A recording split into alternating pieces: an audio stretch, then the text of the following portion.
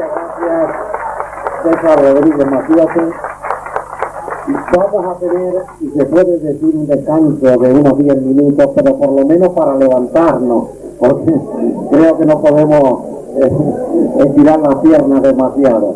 Mientras tenemos este descanso, me gustaría que le prestaran atención a una grabación musical correspondiente al Zodíaco Musical, cuyo autor es Juan Luis Otazo y Alberto Delgado Prieto.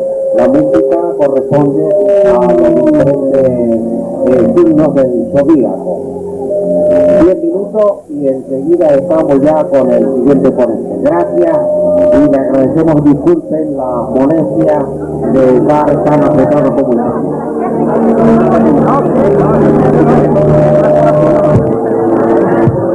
el ponente de esta tarde. Recuerdo el año 1979, Lima, y unos buscadores ansiosos de todos estos temas, entre los cuales me encontraba yo. En ese tiempo habíamos leído el libro de Juan José Benítez, desde aquel entonces también ya empezó nuestra amistad con Juan José Benítez, y bueno, localizamos a la familia Paz y tuvimos el honor de conocer a Sisto y a Carlos Paz, dos jóvenes que nos dieron la sensación de personas sinceras que habían vivido una experiencia. A partir de aquel año, todo lo relativo a Sisto Paz y a su grupo Rama lo seguimos intensamente. En ningún momento aquella coherencia, aquella sinceridad, aquella forma de vivir de acuerdo con lo que él decía no ha variado, sino más bien todo lo contrario. Ayer cuando íbamos al programa El Gran Sabbat para Cataluña, íbamos en el coche y hablaba con Sisto Paz, y entonces, bueno, hacía referencia de tantos días alejado de su familia, 45 días, por ejemplo. Cuando estábamos intentando arreglar lo del pasaje, pues estaba en Colombia. De Colombia pasaba a México, de México venía aquí, luego tenía proyecto de ir a Argentina, pero no sé lo que ocurrió. Ahora vuelve a Lima, constantemente está viajando de un lado a otro. Sisto Paz está aquí con nosotros gracias al Ayuntamiento del Puerto de la Cruz, y también, hay que decirlo, a la magnífica colaboración de los grupos Rama de aquí de Canarias, de algunos amigos de Sisto Paz también, que de una forma entusiasta se han volcado colaborando con el Ayuntamiento para que Sisto esté aquí. Yo, pese a lo que se haya publicado de una forma ligera sobre el particular, si me creen a mí, les puedo decir que Sisto Paz es un hombre, repito, coherente y sincero con lo que dice. Con ustedes, para nosotros es un auténtico honor tener a una persona que ha seguido defendiendo todo lo que ha visto, lo que ha vivido, y que han pasado los años, pero se reafirma todavía mucho más en aquellas experiencias que hacen ya bastantes años ocurrieron en Perú, que yo quiero y añoro tremendamente. Con ustedes, Sisto Paz, coordinador internacional de los grupos Rama.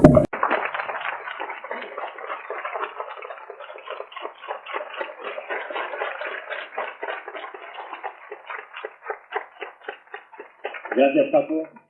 Muchísimas gracias también a todos ustedes. Quiero agradecer pues a la persona de Francisco Padrón aquí presente, la gentileza de haberme invitado, igualmente al alcalde del Ayuntamiento del Puerto de la Cruz. Realmente para mí un honor estar acá con todos ustedes, te lo agradezco. A todos ustedes también por estar acompañándonos en estas jornadas que son por demás interesantes. La conferencia anterior que realmente me ha maravillado. Ya, César Mafiote es una persona excelente, maravillosa, me parece que nos ha ilustrado a todos. No me encuentro aquí porque sea un investigador del fenómeno OVNI, no soy un investigador ni soy un científico. Soy una persona como muchas otras que afirman haber tenido una experiencia de contacto. Ni el mejor contactado, ni el más importante grupo, uno más, de tantos tipos. La experiencia, quizás muchos de ustedes las conozcan, empezó hace 16 años y todavía se mantiene. Se mantiene o porque somos constantes o porque somos cercos, una de otras. Pues el año pasado, en el mes de marzo del año año 89, 40 periodistas de 8 países fueron invitados a un encuentro programado con anticipación. Durante todo el año 88 tuve la oportunidad de visitar más de 20 países, y en esos 20 países estar en más de 60 ciudades. En muchas de estas ciudades, periodistas me preguntaban ¿cuándo se dará una nueva oportunidad en la cual se invite a periodistas a encuentros programados con anticipación? Sabemos de que en el año 74 ustedes invitaron a Juan José Benítez, el año 75 volvió a acompañarles Benítez, Juan Fernando Mujica, periodista y camarógrafo de la agencia EFE, y que después en el año 77 y el año 85 se invitaron a periodistas peruanos a encuentros programados. Pero ¿cuándo se dará una nueva oportunidad? Del año 85 al año 89 muchas cosas habían ocurrido y el mensaje que estábamos dando ya sí requería ese aval, requería ese volver a constatar que el mensaje continúa, de que el contacto, que la comunicación está vigente. Y fue por ello de que durante todo el año 88 continuamente los periodistas nos estaban insistiendo ¿cuándo se daría una nueva oportunidad?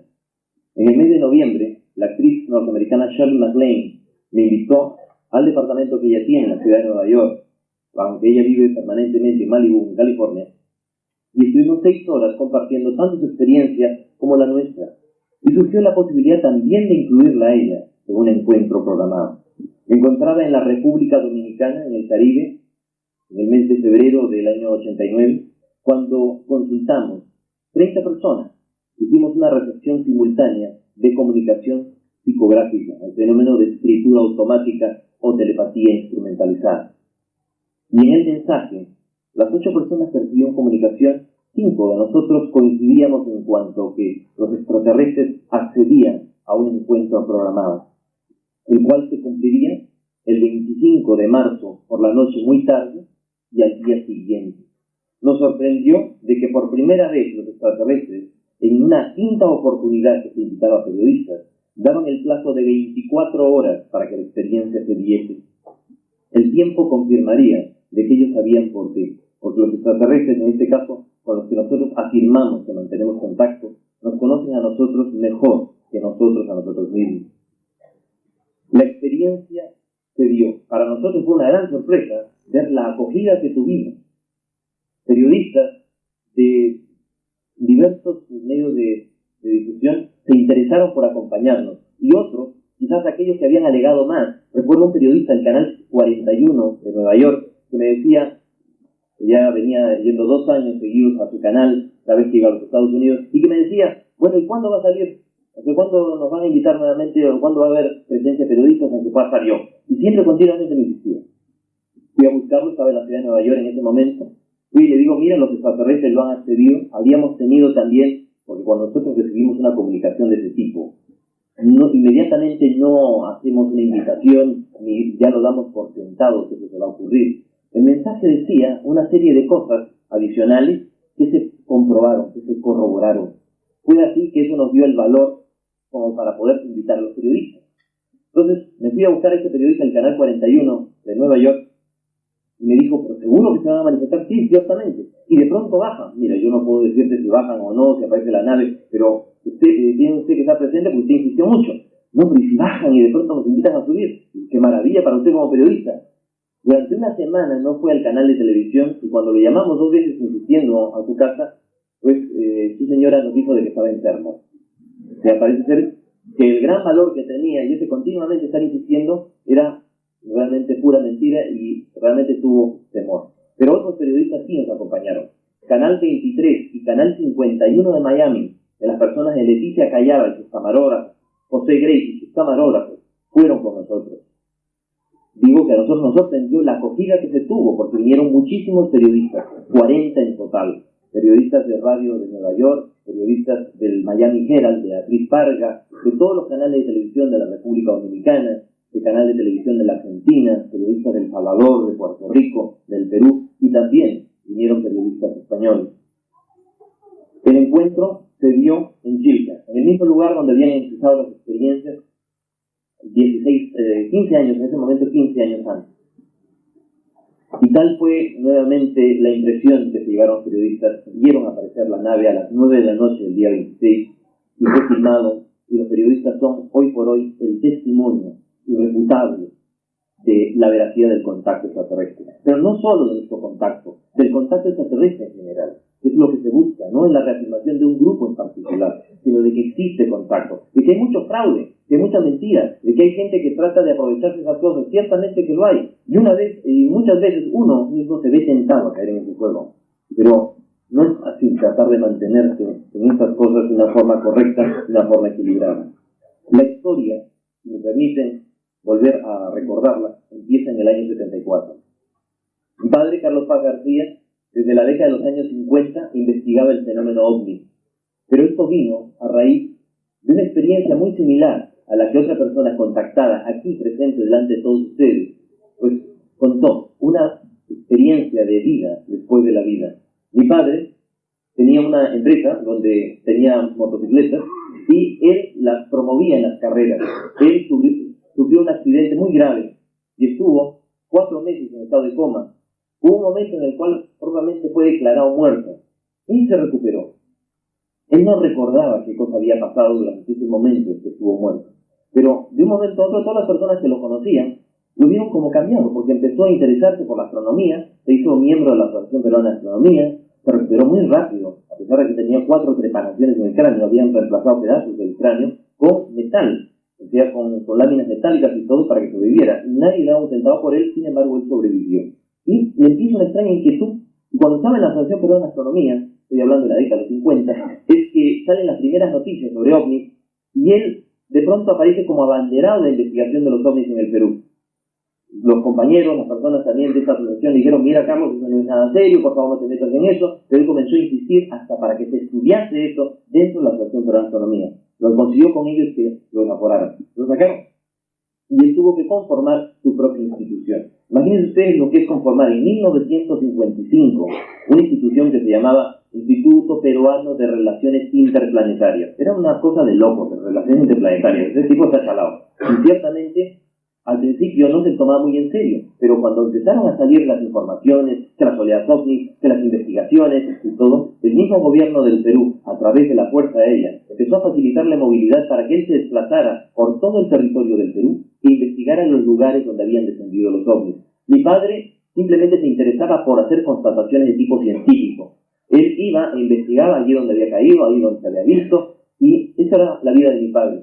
Nosotros, mis hermanos y yo, nacimos en una familia en donde se hablaba esto, matiné, vermú y noche. En la mañana, el desayuno, el almuerzo y la comida, mi padre siempre nos conversaba sobre la vida en otros planetas, la posibilidad de que haya esa vida, de que estemos siendo visitados, de que en otras partes haya vida inteligente. Para nosotros, hablar de esas cosas era tan natural, ya que a veces también cuando nosotros íbamos al colegio, a la escuela, cada uno de nosotros, pues nos conocían los marcianitos, ¿no? Porque era el tema que nosotros desde muy pequeños conversábamos con nuestros compañeros de escuela, y hasta los propios profesores de la escuela nos pedían que le habláramos de eso. Estábamos muy orgullosos de hablar de lo que mi padre investigaba a nivel científico, nunca a ningún tipo de nivel experimental ni nada. Mi padre no estaba metido ni en cuestiones de espiritismo, ni en cuestiones de mediunidad. Todavía él no se metía en cuestiones de parapsicología, ni movía ese terreno. Entonces, nosotros fuimos creciendo en ese ambiente, hasta que en 1972, un amigo suyo, José Rociano Holder, le dijo a mi padre que iba a escribir un libro. Yo visité Ganímedes. Ese libro lo iba a escribir él aprovechando de la noticia, o sea, de un relato que había hecho un diplomático dominicano, que lo había buscado a mi padre para contar delante de él y de un grupo de personas de una forma muy reservada la experiencia que él había tenido porque ya no lo soportaba más. Este diplomático dominicano iba por la carretera, se desaparece un ovni, inmediatamente el automóvil queda envuelto en la luz del ovni y bajan unos seres que lo invitan a subir. Él no sabe cómo es que ha subido al interior de la nave, y estos seres que decían provenir de Ganímedes le explicaron cierta medida cómo viven ellos allá, y que por ser un diplomático, el interés que esto podría tener, ya que él llegaría a tener un cierto puesto en las Naciones Unidas, él ya lo había previsto al parecer, y que él fuera con esa mentalidad, que no dijera a nadie que había vivido esa experiencia, no lo obligaban, no lo comprometían, pero que tratara de ser consecuente con los futuros puestos diplomáticos que él iba a tener y que le iba a permitir quizás ayudar a este planeta en el que todos nos encontramos. Él, pues, cayó la noticia, pero pasó un año y estaba verdaderamente que ya no podía, más de un año, pasó más tiempo, y él tenía que contárselo a alguien. Así buscó a mi padre, estaba en el Perú en aquel entonces, y le cuenta a mi padre y al grupo de élite entre los que estaba el señor José Rociano, y escucha la noticia, escucha el relato.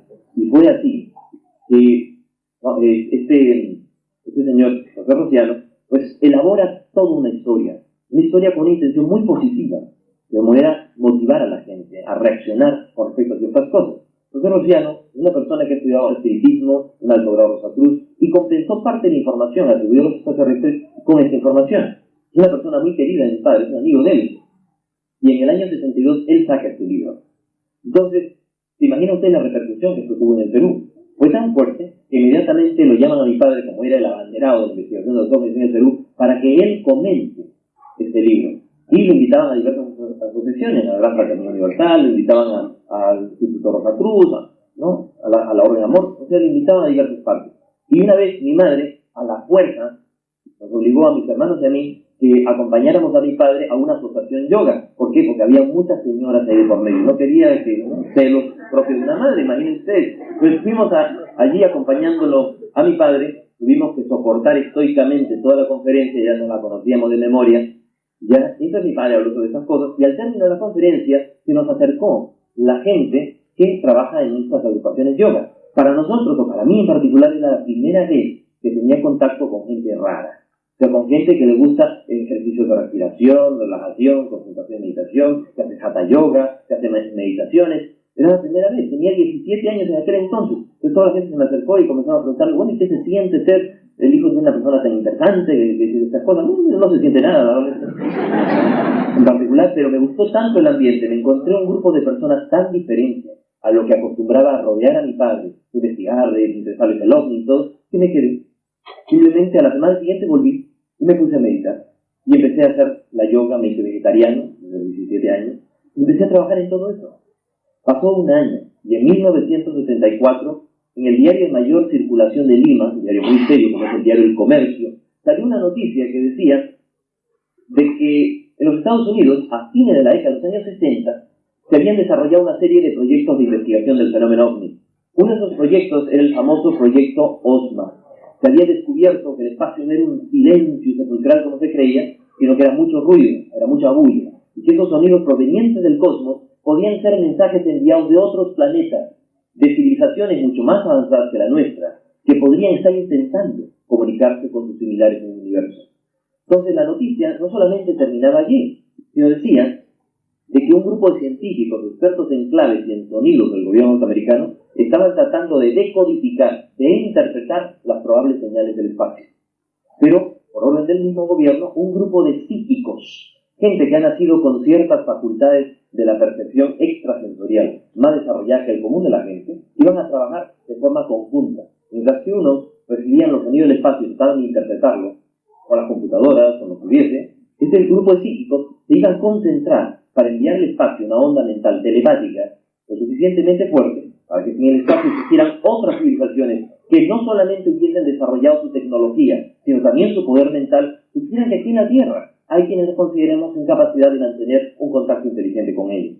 La noticia muy interesante motivó a que mi padre organizara una conferencia en su institución, en el IFRI, y llamó al doctor Víctor Ñáñez Aguirre, médico ginecólogo del Hospital de Policía, un alto grado de la Sociedad Teosófica de Lima, masón también él, para que, como él había estudiado parapsicología en la Universidad de Buenos Aires, también le gustaban las cosas, pues desarrollar ese tema, ¿no? Porque no era precisamente el más fuerte de mi padre, ya era un terreno medio nebuloso, ya era parapsicología.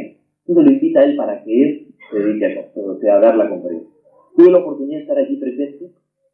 El doctor Ñáñez nos invitó a mi hermano y a mí, mi hermano Carlos, 2 años mayor que yo. Los dos fuimos a la conferencia, me gustó mucho la conferencia, porque el doctor planteó el que en un universo tan densamente poblado de estrellas, en el cual nuestra galaxia pues tiene 400.000 millones de estrellas, y como la nuestra hay más de 100.000 millones de galaxias, pensar que solamente hubiese vida en la Tierra, que es menos que un granito de arena en una inmensa playa, pues sería como pensar de que un inmenso campo de cultivo en una sola planta pudieran salir frutos y semillas, y eso naturalmente no es así. Y planteaba, pues, hizo una serie de ejercicios sobre telepatía, muy prácticos, muy sencillos, que a nosotros, muy muchachos, pues, yo acababa de cumplir 18 años, pues me entusiasmó muchísimo. Entonces regresé a la casa, le conté a mi madre y a mi hermana, de lo que había tratado la conferencia. Estaba muy entusiasmado. Pero le dije, supongamos que realmente hayan seres extraterrestres. Y supongamos que realmente estén queriendo comunicarse con la humanidad. Y no solamente descendiendo con sus naves, sino que de pronto mentalmente, a nivel de sueños, a nivel de inspiraciones, de sensaciones, hay gente que está recibiendo ese contacto, esa conexión con ellos.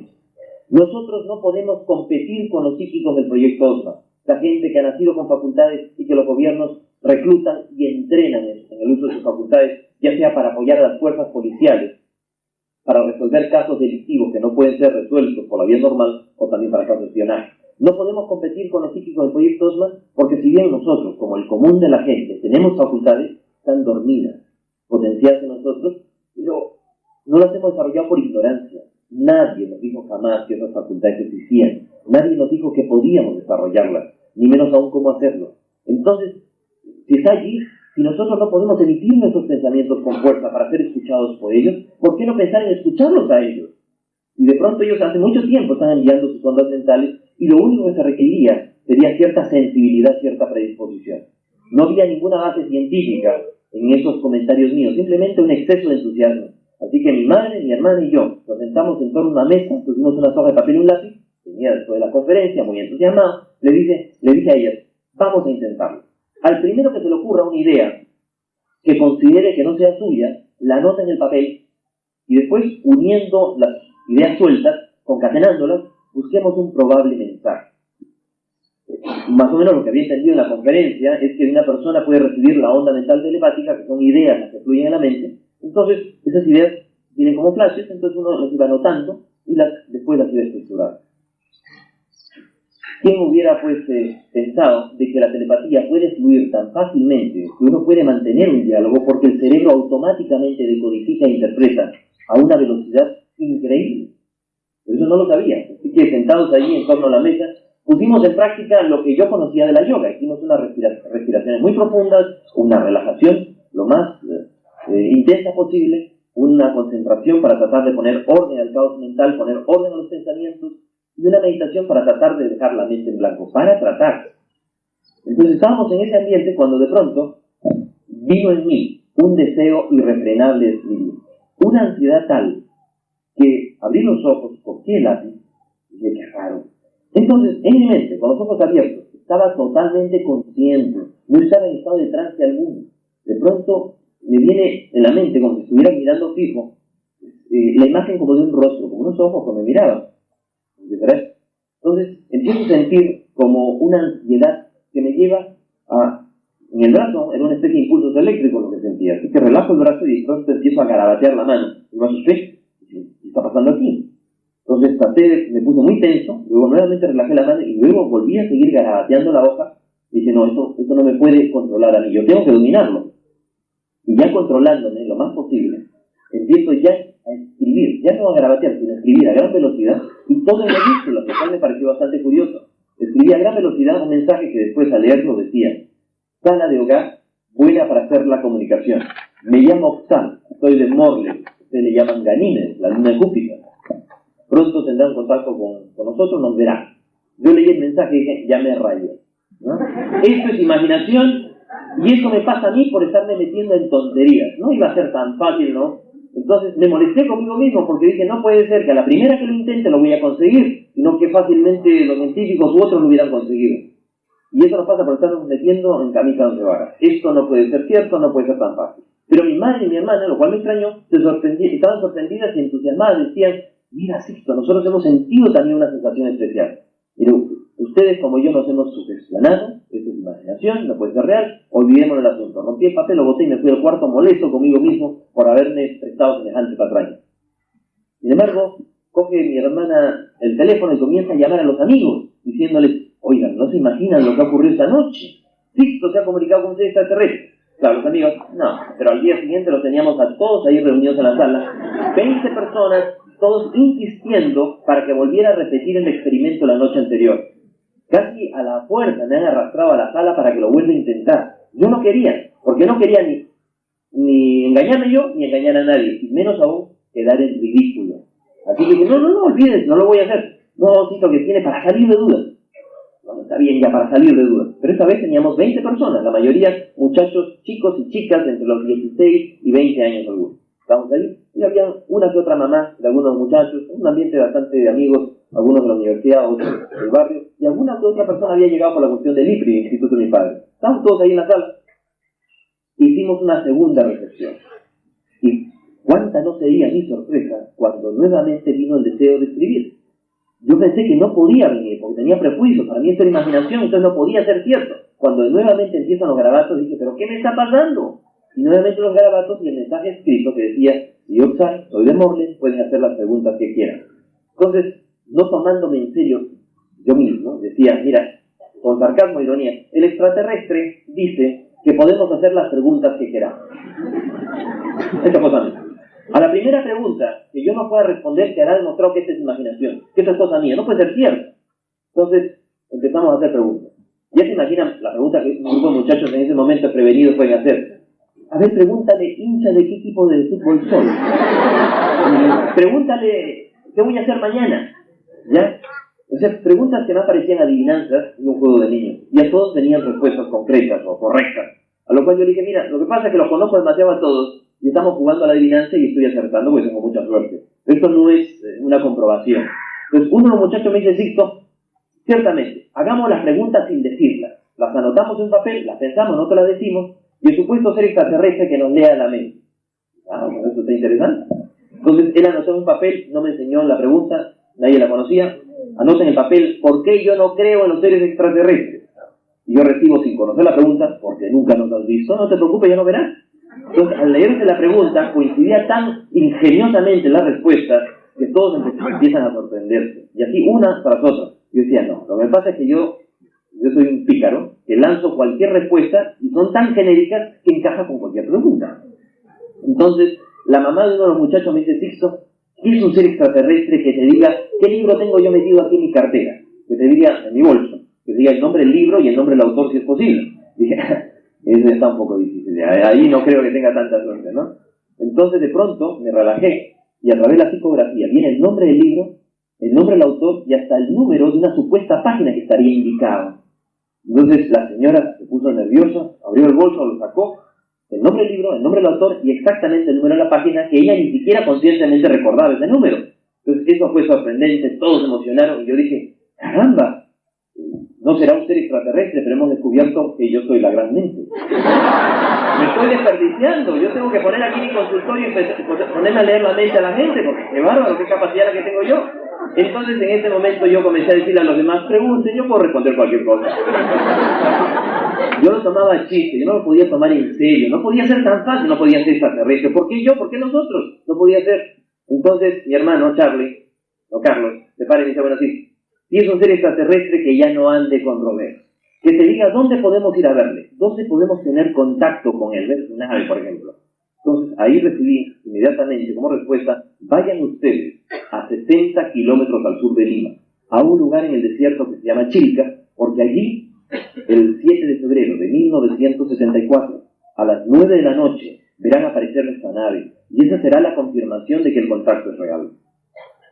Nadie creía que pudiera darse el contacto, nadie daba un centavo porque el contacto era cierto. Sin embargo, fuimos las 20 personas, pero fuimos desde un día antes para observar una noche antes el desierto. No fuera a ser de que viéramos un meteorito, un satélite, un avión, o de pronto el efecto de las nubes que pareciera hacer que las estrellas se mueven, o de pronto hasta la rotación misma del cielo, porque la Tierra está girando, ¿no? Entonces, teníamos que estar completamente seguros. Fuimos desde una noche antes, observamos la noche del desierto despejado, y cuando llegó el día, cuando nadie esperaba que podía darse nada, empezando por el que habla, porque para mí yo era el principal incrédulo de que esto fuera real, pues estábamos ahí conversando, algunos me decían, Sixto, tú te pusiste de acuerdo con algunos para las preguntas y la respuesta, ¿no? El otro día en la reunión, mira, no fue así. Ahora, yo no sé cómo es que salió la cosa, pero estoy seguro que nada vamos a ver porque no puede ser tan fácil. Ahora, ojalá hubiese sido real. Eran las 9 de la noche hora exacta cuando alguien dice, miren detrás de las colinas y detrás de los cerros empieza a asomarse una luz. Pensamos que era la luna que estaba tardíamente saliendo aquella noche, pero no. De pronto era un objeto de forma lenticular que empieza a desplazarse sobre el lado derecho. Queda estable en el horizonte como si estuviera completamente fijo, porque ni siquiera se tambaleaba, sino totalmente fijo. Una luz pues discoidal, y después enciende la luz, empieza a acercarse y ya podemos ver que tiene más bien la forma como una hamburguesa. Se va acercando el objeto, las 20 personas que estábamos más o menos dispersos, empezamos a congregarnos y decir, ¿tú estás viendo lo mismo que yo? Sí, ¿qué forma tiene? Mira, se está acercando. Y el objeto se fue acercando y fue descendiendo hasta colocarse unos 80 metros encima de todos nosotros. En ese momento sentimos pánico, terror. Nunca habíamos sentido tanto miedo como aquel instante. Ya todo el mundo estaba pensando hacia dónde iba a salir corriendo. Algunos de los muchachos que se colocaron detrás mío me clavaron las uñas en la espalda y me dijeron, Cristo, dile que se vaya. Y yo en ese momento le dije, pero yo no sé ni cómo funciona esto. Y lo último que hubiera podido pensar que fuera real, estaba encima de todos nosotros. En ese momento, todos los que estábamos allí, hemos captado como si nos hablaran al oído que nos decían, no bajamos en este momento, porque ustedes no saben controlar sus emociones. Habrá una preparación, un tiempo y un lugar. Cuando estábamos ahí, debajo de todas esas luces y de un objeto metálico, que lo que se fue acercando pudimos ver hasta una media docena de ventanas, pues para nosotros fue una eternidad por el miedo que sentíamos. Cuando el objeto empezó a desplazarse y luego se fue como si fuese un guijarro de piedra liso que uno lo lanza sobre el agua, se deslizó y se marchó. Ya cuando todos vimos que se había ido bastante lejos, nos miramos unos a otros y saltamos de felicidad, nos abrazamos unos a otros, diciendo, lo logramos, lo conseguimos. Pero yo después decía, ¿pero qué es lo que hemos conseguido? Un contacto extraterrestre, no puede ser, no puede ser tan fácil. Entonces, inmediatamente ir al sabio de la tribu, donde mi padre, ¿no? Entonces fuimos a visitarlo a mi papá. O sea, vamos allá a la casa y decimos, papá, tú no te imaginarás lo que ha ocurrido, hemos conseguido el contacto. ¿Ya? Es cierto, mira, el contacto se ha conseguido con extraterrestres. Hombre, están hablando, sí, le explicamos bien de qué se trataba y me decía, mira, esto no puede ser cierto, esto no es serio, esto no es científico, pero papá, por favor, tienes que creer tú en este tipo de cosas. A ver, haga una comunicación. Entonces nos sentamos ahí, como que funcionaba cada rato, como que la línea estaba abierta permanentemente, nos sentamos ahí, y entonces dice, a ver, pregunten ustedes la distancia que está entre la Tierra y Ganímedes. ¿Preguntamos? Uy, qué raro, no contesta. Espérate un momentito, están consultando seguro ahí en su archivo. Bueno, no contestaron, ¿no? Entonces, parece que no sabe la pregunta, ¿puedes hacer otra? Entonces mi padre se rió y me dijo, ven lo que yo les digo, esto no es serio, por favor dejen estas cosas a la gente seria, a la gente mayor, a la gente científica, ustedes no, por favor, me están metiendo en cosas que... Y no se burlen de mí, porque usted sabe, yo siempre pensé que ustedes compartían estas cosas conmigo. Papá, por favor, total, como les digo. Entonces al día siguiente, ya molestos de todo y sorprendidos por qué no se había dado el contacto, pues al día siguiente volvimos a intentarlo y en un nuevo mensaje, y nuevamente vino la sensación de recibir comunicación, una extraña ansiedad, calor, la intuición que estaban del otro lado de la línea. Entonces intentamos la conexión y nos dicen, sí, Oxal con ustedes. ¿Cómo que Oxal con ustedes? Ayer hemos hecho el ridículo delante de mi padre, ¿no? Cuando justo les insistimos a ustedes para que nos respondieran una pregunta. Es que somos nosotros los que estamos en contacto con ustedes, no ustedes con nosotros. A ver, ¿cómo es la cosa? Sí, ustedes simplemente ya lo que hacen es predisponerse para el contacto, pero nosotros seleccionamos a las personas con las que deseamos contactarnos. O sea, no cualquier persona puede entrar en el enlace y en contacto con nosotros si es que nosotros no estimulamos y no canalizamos la comunicación hacia tal o cual persona. Bueno, pero de todas maneras nos dejaron solos anoche, ¿no? Es que anoche no había contacto. Bueno, queremos darle una prueba a mi padre. No deben intentar ustedes convencer a nadie. Dejen que las cosas vengan por sí solas. No, es que mi padre es importantísimo, es el presidente del IFRI, de la institución, él tiene que dar a conocer todo esto.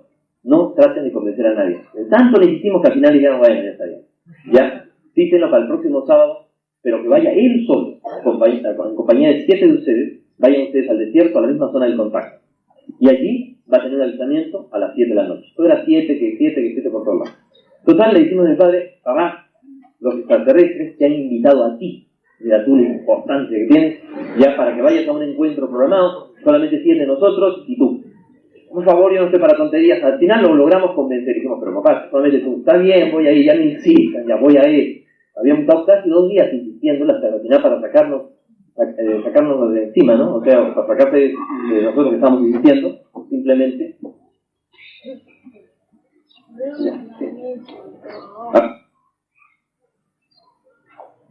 Tenemos un problema aquí, que es un vehículo que está interrumpiendo el paso de 2 autobuses, ya, aunque no tiene nada que ver con el tema, pero de todas maneras, ya, es la matrícula es el 8399, ¿no? AN, 8399 AN, y de Gran Canaria es la matrícula. Por favor, si puede, si no va a venir aquí el ayuntamiento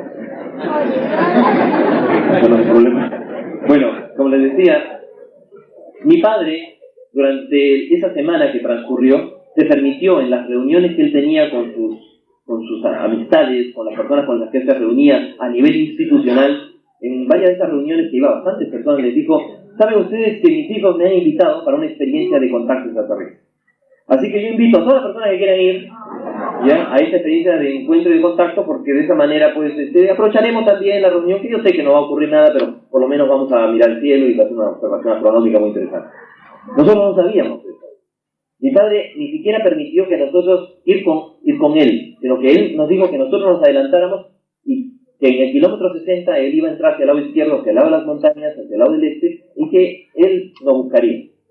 Y que nosotros, pues, sorprendidos por esa confianza total de parte de mi padre, pues nos fuimos al lugar. Cuando eran las 7 de la noche, mi padre todavía no había llegado, estábamos en lo alto de una colina, cuando de pronto vemos en el cielo que aparece dos luces.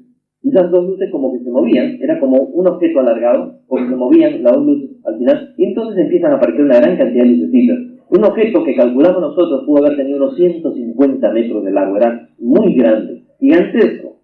Y debajo aparecen unas lucecitas que caen y se forman por debajo de este objeto de grandes dimensiones a la distancia. Entonces dijimos: qué bárbaro, los extraterrestres, mira lo que nos están dando para convencer a mi padre, qué maravilla. Estábamos los 7 personas ahí, algunos amigos y con mi hermano. Cuando vemos por el camino de tierra, que a la altura del kilómetro 60 ingresa hacia el desierto, vemos de pronto unas luces de un auto. ¡Ahí está mi padre! ¡Ya viene! ¡Qué alegría! Estábamos felices y contentos. Pero de pronto vemos que detrás vienen otras luces, y otras luces, y otras luces, y de pronto decimos: ¿lo que pasa? ¿Han desviado el tránsito hacia el desierto? No puede ser posible. Se acerca pues una multitud de automóviles, entonces fuimos comisionados 2 personas para bajar de las colinas hacia el llano, para inmediatamente pues entrar en contacto con sus automóviles y ver qué cosas estaba pasando allí. Llegamos, y ya mi padre pues estaba allí y estaba viendo cómo mucha gente estaba bajando tiendas de campaña, cajas de cerveza. Ahí estaban poniendo una mesa plegable, ahí una señora se había sentado y dijo: a ver, amigos, ¿quiénes se van a sentar para hacer la cadena y vamos a invocar a los espíritus para que ellos conecten a los extraterrestres para que vengan? Entonces nosotros encontramos ese panorama verdaderamente tan confuso, tan extraño. Ya, entonces buscamos a mi padre y encontramos a mi padre que estaba dando una lección de astronomía a un grupo de personas. Entonces decimos: pero papá, ¿cómo estás? Hola muchachos, ¿cómo están? Y me dijo: ven acá, porque estamos explicando aquí las estrellas. Pero papá, mira detrás de la colina, ahí esas luces, la nave que está ahí para manifestarse. ¿Cómo puede ser posible que haya venido tanta gente? Caramba, mira esas luces, sí. Esas luces no son ninguna estrella, porque aquí debería estar esta otra. Entonces, a ver, vengan, traigan el telescopio que vamos a mirar. No nos hizo caso para nada. En ese momento, el objeto estaba inclinado cuando las dos luces debajo empiezan a avanzar por la colina y bajan colinas hacia abajo, pero a gran velocidad. Y vienen a ras del suelo, eran 2 esferas de un color anaranjado que vienen a gran velocidad, y cuando llegan a estar casi por las cabezas de todas las personas, la gente ha tenido que agacharse, todos se han tirado al suelo, los objetos exactamente encima del campamento han subido en ángulo recto y se han ido en distintas direcciones. La gente se tropezó con las tiendas de campaña, se cayeron encima de las cajas de cerveza, la señora que había sentado ahí en la mesa y todo estaba debajo de la mesa. Era una cosa increíble. Ya fue un desorden total, y en ese momento el objeto que estaba inclinado así se puso derecho, se puso de frente y empezó a avanzar y cruzó todo el valle. En ese momento pues ya nosotros nos habíamos ido, subimos a la colina y sentíamos vergüenza. Ese fue el sentimiento que tuvimos. Vergüenza de haber creado todo un show en torno a algo que para nosotros en ese momento, intuitivamente, empezaba a tener no un carácter sagrado. No lo podíamos traducir esto en el terreno de la religión, pero más bien como que habíamos sido confiados de algo muy importante y nosotros lo estábamos ensuciando, convirtiéndolo en un circo. Y verdaderamente esta fue la sensación, a tal punto que no tuvimos el valor de comunicarnos en 15 días, sin intentar siquiera sentarse por pensar que nos fueran a jalar las orejas a través del mensaje. Mi padre sintió una pegada muy fuerte. Él verdaderamente también se aisló y decía: pero ¿cómo puede ser posible? Tantos años estudiando el fenómeno ovni, viendo los lugares de contacto, creyendo que estos seres pueden manifestarse y todo, y nunca tuve una experiencia. Y mis hijos, que son verdaderamente gente intrascendente, son unos jóvenes que no tienen ningún conocimiento, ninguna información, y vienen a tener la experiencia de contacto, no puede ser posible. Mi padre le conmocionó, fue muy fuerte. Cuando nosotros ya logramos tener el valor para recibir comunicación, ellos nos dijeron: les dijimos, no traten de convencer a nadie, dejen que todo venga por sí mismo. Y fue así como empezamos nosotros durante el primer mes a recibir comunicación. Al cabo del mes ya no era yo solo el que recibía comunicación, éramos alrededor de 8 personas, entre muchachas y chicos, que recibíamos comunicación y de forma simultánea. A los mismos mensajes recibíamos las mismas respuestas, lo cual era una forma de constatación, que fácil sería que uno solo reciba y todos estemos en torno a él como si fuera nuevamente el profeta. No, la idea era que un grupo de personas pudiéramos constatar unos contra otros los mensajes que se recibían de forma simultánea. Y así, cada vez que ellos nos invitaban, íbamos al desierto, generalmente a la misma zona. Íbamos y aparecía en el cielo, a veces bajo o a veces a gran altura, 1 o hasta 3 objetos. A veces un solo objeto se dividía en 3. Y estos objetos, a veces a un vuelo rasante sobre las colinas, lanzaban fogonazos de luz que dejaban zonas marcadas en el terreno, con una extraña fosforescencia de azul brillante. Era como una especie de neblina concentrada allí. Entonces ellos nos decían, vayan ustedes y introduzcanse en esa neblina, en esa energía, que ellos hablaban de energía, o eso lo interpretábamos nosotros a la hora de la psicografía, y íbamos y nosotros poníamos en práctica aquellos ejercicios que habíamos incorporado de la yoga, porque no teníamos ninguna otra base que no fuera lo que yo había aprendido en yoga, y comencé a transmitirlo al grupo. Y así nos pusimos a hacer ese tipo de prácticas, y íbamos y nos sentábamos allí. A pesar de que las salidas eran por la tarde o por la noche, y eso coincidía también, hasta ellos eran lo suficientemente benévolos que nos permitían hacer conciliar o coincidir nuestros horarios en la universidad y en nuestros estudios, pues íbamos los sábados por la tarde o por la noche y vivíamos estas extrañas experiencias. Cuando regresábamos a casa parecíamos como con extrañas quemaduras del sol, como si hubiéramos estado expuestos al sol de mediodía. Así empezamos a salir y empezamos a recibir una serie de mensajes, ciertas revelaciones. Nuestras preguntas eran demasiado intrascendentes, muy poco profundas, muy poco esotéricas, porque no teníamos mayor cultura de tipo esotérico, ¿ya? O de tipo más profundo. Ni siquiera nos ocurría hacer preguntas muy científicas, ¿ya? Entonces había una serie de preguntas. Por ejemplo, le preguntábamos, ¿ustedes hicieron las pirámides de Egipto? No han hecho las pirámides de Egipto. ¿Ustedes hicieron Machu Picchu? No. Entonces, ¿quién lo hizo? ¿Ya? Entonces ellos respondían a veces con un acertijo. No. ¿Para qué se hizo? Bueno, entonces, ¿para qué se hizo? Para estar más cerca. ¿Para estar más cerca de quién? De nosotros. Caramba. Entonces parecía todo una especie de acertijo y eso motivaba otra serie de preguntas. Así empezó la experiencia hasta que en junio de ese mismo año 74 recibimos nosotros en comunicación de tipo psicográfico: a partir de la próxima salida ya no vayan todos juntos. El grupo había crecido, de esas 20 personas de la segunda noche ya éramos como 40. Entonces, sí, como cuento de cuna, ¿no? Cada vez que había una salida, todos juntos a la salida. Entonces nos dicen, no, a partir de ahora solamente en grupos de 7 personas, y hasta se dieron la lista de las 7 personas que debían ir a la salida. Me tocó estar en ese primer grupo de 7 personas. Fuimos en una movilidad, en una camioneta que dejamos estacionada en un pueblito que se llama Papa León 13, entre el desierto, ahí entre las colinas, entre los cerros. Ese es un lugar lleno de árboles, pues, por agua que se saca del pozo. Dejamos ahí estacionada la movilidad y de allí teníamos que caminar unos 2 kilómetros hasta un lugar que le llamamos La Mina, una cantera de ripio y grava abandonada en el desierto. Entonces empezamos a caminar, dejamos la camioneta estacionada, iba a ser las 7. Teníamos unos 15 minutos de caminata, unos 2 kilómetros a recorrer, pues por la dificultad del terreno. Empezamos a caminar, ¿ya? Y estaba conversando con uno de los muchachos al lado, donde de pronto íbamos todos en grupo, cuando le hago una pregunta y no me contesta. Y digo, Cookie, ¿qué pasó? A caramba, no está. Digo, muchachos, ¿ustedes han visto a Cookie? A caramba, no hay nadie. Entonces, de pronto me encontré que estaba completamente solo. Podía ser de que hace unos segundos hubiese estado en compañía de todos y ahora me encontrara allí completamente solo.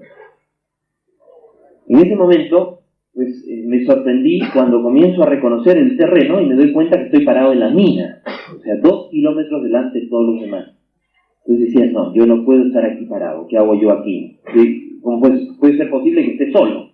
Así que no lo pensé 2 veces, no traté de pensar más, me di la vuelta y comencé a correr, regresándome por donde nosotros habitualmente llegábamos al lugar, para buscar a los demás y que me explicaran qué era lo que había ocurrido. Así que empiezo a correr cuando veo del lado izquierdo, detrás de la colina, una luz, que será la linterna de los muchachos. Entonces me dirigí hacia allí, pude bordear la colina y cuando llego al otro lado me encuentro a nivel del suelo, posado en el suelo, una media luna dorada de unos 10 metros de diámetro.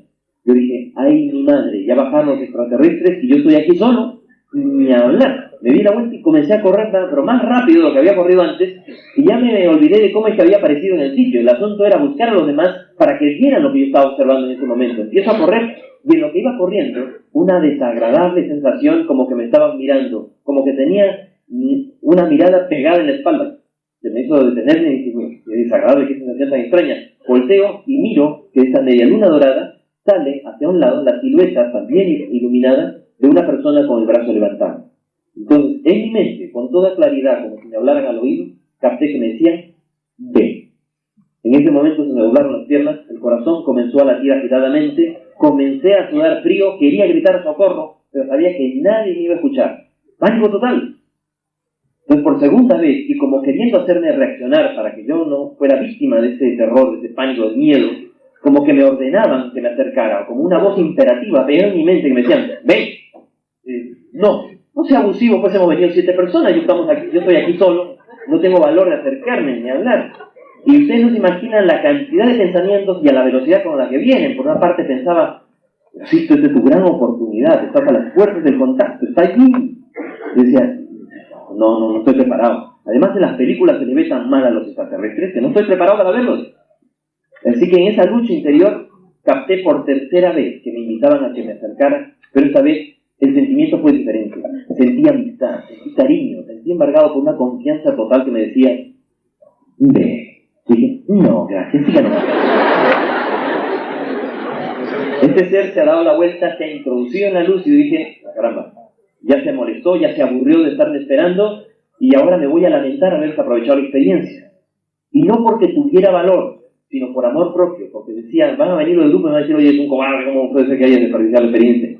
Entonces, en ese momento, en una lucha interior, yo no sé por qué, pero casi caminando con las piernas que parecían gelatina, he ido avanzando hacia la luz, me he ido acercando hacia ella. He levantado la vista al cielo y a unos 400 o 500 metros de altura vi un objeto discoidal que contrastaba contra el cielo de la noche y unas lucitas blancas alrededor, que son 2 naves, una allí y otra acá. Me acerqué hacia la luz, metí mi mano en la luz y la atravesé. Metí mi pierna, me introduje dentro de ella. ¿Y para qué lo hice? Sentí sensaciones de mareos, de náuseas, de pérdida de peso.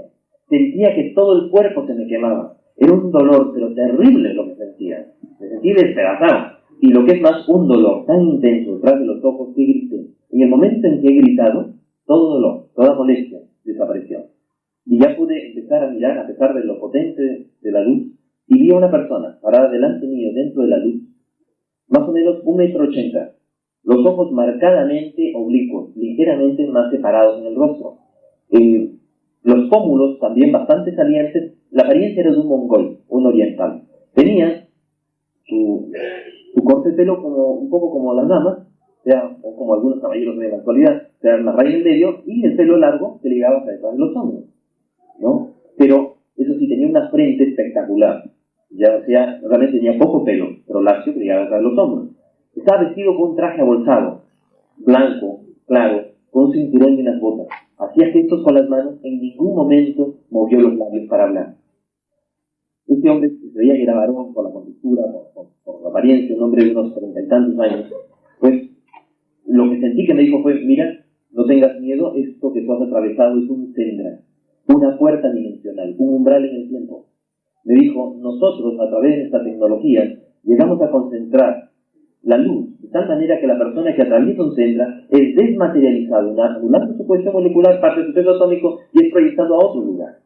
Tú me vas a acompañar a Morle, a Ganímedes, a 630 millones de kilómetros de distancia. En ese momento yo, de creerle o no, simplemente había que seguirle el juego, ¿no? Porque yo no sabía dónde iba a ir la cosa. Entonces él me ha dicho que lo siga y casi por inercia lo he seguido. A los pocos pasos he salido a un lugar totalmente distinto a lo que era el desierto de Chilca. Al fondo de un valle entre montañas rocosas se podían ver grandes cúpulas, a manera de grandes domos o iglos. Oxal me dijo de que los sendras pueden ser algo muy similar a lo que ocurre de forma natural en lugares como el Triángulo de las Bermudas y otros lugares donde se abren puertas interdimensionales. En este lugar, esas construcciones en forma de domos, pude ver hombres, mujeres y a unos pocos niños. Oxal empezó a explicarme una serie de cosas, que ellos podían vivir más de 1000 años de los nuestros, que ellos no tienen ángulos en las casas porque los ángulos tienden a atrapar la atención, la agresividad de las personas. Me comenzó a explicar de que ellos tienen desarrolladas las facultades psíquicas, de tal manera que ellos están en una cuarta o una quinta dimensión por encima de nosotros, dependiendo del tipo de civilización que llegue, y que eso les permite a veces actuar en nuestro tiempo o en otro tiempo. Y pueden estar con nosotros y sin embargo nosotros no verlos. Ellos también me explicaron de que existe un gobierno en nuestra galaxia, que la Vía Láctea, a pesar de que tiene sus 400.000 o 600.000 millones de sistemas solares, tiene un gobierno compuesto por 24 seres, que no representan a la evolución, a 24 civilizaciones mucho más evolucionadas que el resto, sino la evolución misma. Y que estos 24 seres es lo que ellos llaman los 24 ancianos de la galaxia. Me referían también de que nuestro planeta es un planeta muy especial, un planeta seleccionado, y este sistema en particular, para un gran proyecto, un proyecto cósmico. Y por eso es que estaban ellos cerca y estaban actuando también en nuestro mundo, que está siendo visitado por infinidad de civilizaciones muy diferentes, con también diferentes niveles de conciencia, de avance evolutivo, pero que ellos no podían hacer por nosotros lo que era nuestra responsabilidad, lo que nosotros podíamos hacer por nosotros mismos, que era parte del plan del que ellos hablaban. Estuve varios días con ellos allí. Pude ver incluso hasta un museo de arte, en donde estos seres también se permiten pintar, pero que pintar algo que son experiencias que ellos tienen a esos niveles que nosotros llamaríamos del alma, del astral y todo. Entonces es extraño, es curioso, es hermoso lo que ellos pintan, lo que ellos construyen, lo que ellos hacen. Los vi hacer danza, los vi hacer una serie de cosas extrañas.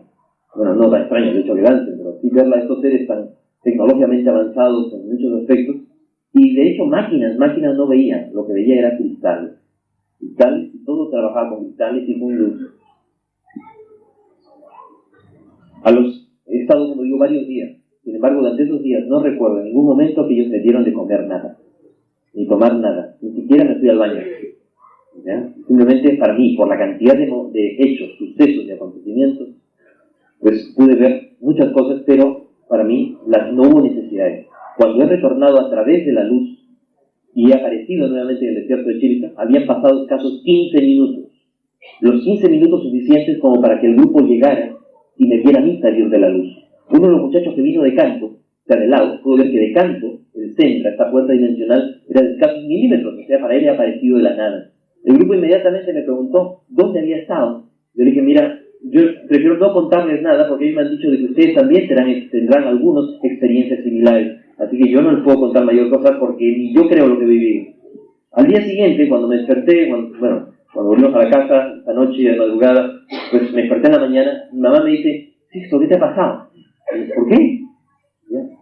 Te veo diferente. Entonces me vi en el espejo y me vi igual. Y yo, no, yo me veo igual, no, estás distinto, ¿qué te ha pasado? Y yo, no, yo estoy igual. Entonces mi enamorada, que entonces era hoy día mi esposa, también pensó de que yo era otra persona. Yo no lo notaba, ni yo me veía diferente. Mi forma de ser, según ellos, había cambiado. Mis rasgos físicos habían alterado. Ya le digo, cosas bastante extrañas. Yo no lo sentía ni yo lo veía. Ahora, esa experiencia vivida por mí y después vivida por algunos miembros también del grupo inicial de amigos, éramos amigos, no éramos una secta ni éramos un grupo, éramos simplemente amigos, pues fue vivida 3 años después, el 25 de abril de 1977, 3 años después de la experiencia pasada por nosotros, por un cabo del regimiento Rancagua de Chile. Estaba en la zona de Putre, en Arica, en la zona fronteriza con el Perú y con Bolivia, cuando de pronto vieron como una luz descendía sobre una colina. Entonces, el cabo le ha dicho a los soldados que lo cubran, que va a ver de qué se trata, muy valiente el cabo Armando Valdés del regimiento Rancagua, se acerca, ingresa en la luz, y al cabo de 15 minutos, los 15 minutos que yo estuve dentro de este Sendra, él aparece en medio de todos ellos. ¿Cómo ha aparecido? Simplemente.